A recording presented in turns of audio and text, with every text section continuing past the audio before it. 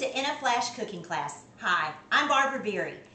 This is my personal favorite. I gotta tell you, this has nothing to do with back to school, nothing to do with healthy snacks, but everything to do with one of my favorite books, and guess what? Now it's a movie. It's called Cloudy with a Chance of Meatballs, and I am crazy about the book. I haven't seen the movie, but I know I'm gonna be crazy about that too, and I am absolutely crazy about meatballs. I think they're one of the most versatile things you can have in your house, and I want to show you a meatball recipe that's simple to make, easy to pop in the freezer, and great anytime you want a good meal of meatballs. So let's get started.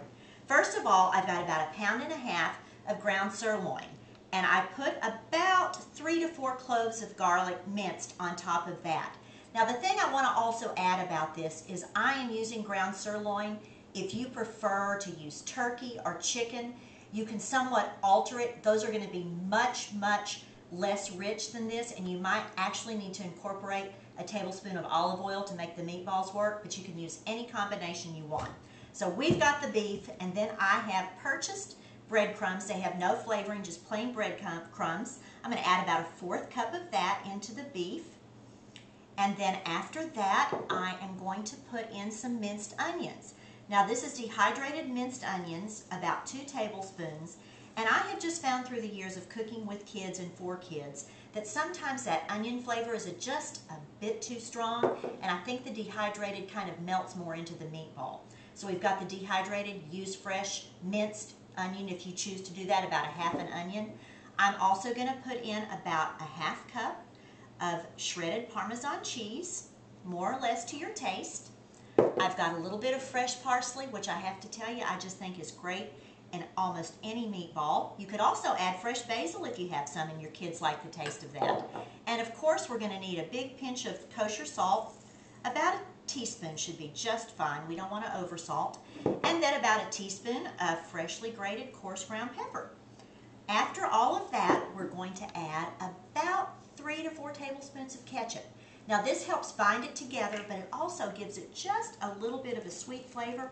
You'll never know the ketchup's in there, but it will make them taste delicious. So 3 tablespoons of that ketchup. And last but not least, we need to put an egg in here because this is the true binder, is the egg. And always, always break your egg individually into a container, a little dish like this, to make sure that there's nothing funny about that egg. Now there's a little spot in there. I'm not going to worry about it, but there's no shell, and that's what I didn't want. So we're going to pour the egg in, and now you've got all the ingredients.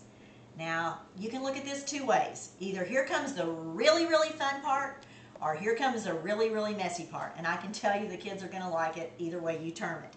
You can take turns, and you can have the kids squeeze the meat, make sure the egg yolk is broken up, and all of this is mixed very nicely. Now here is the important thing to remember about meatballs. Kids and grown-ups alike sometimes tend to overwork the meat.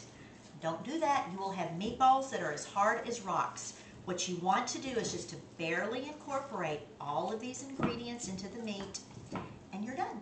And I'm done. Then, and I should have done this first, so don't do what I do. I'm going to have to wipe off my hands. You need to put the meatballs on a prepared sheet pan. Didn't quite prepare it the way I should have. I do, however, have it lined with foil, and I've got some olive oil cooking spray that I could not live without, and I'm going to generously spray that. Now I'll go back to making the meatballs. The meatballs I'm going to make today are going to be about 1 inch to 1.5 inches round, and with about 1.5 pounds of meat, that ought to give you about 20 meatballs, depending on how the size turns out. Now the cool thing about meatballs is not only are they delicious to eat, but you can do so many different things with them. The first thing, of course, I think we all think about is spaghetti and meatballs.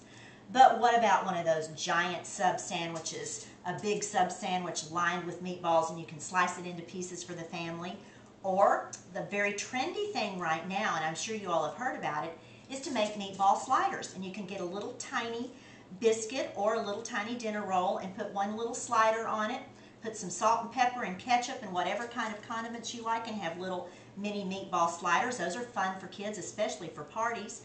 And then you can even do something crazy that I've done in a lot of cooking classes, and that's actually making the meatballs and putting them on a 6-inch wooden skewer. baking them on the sheet pan, and then you've got a little meatball kebab.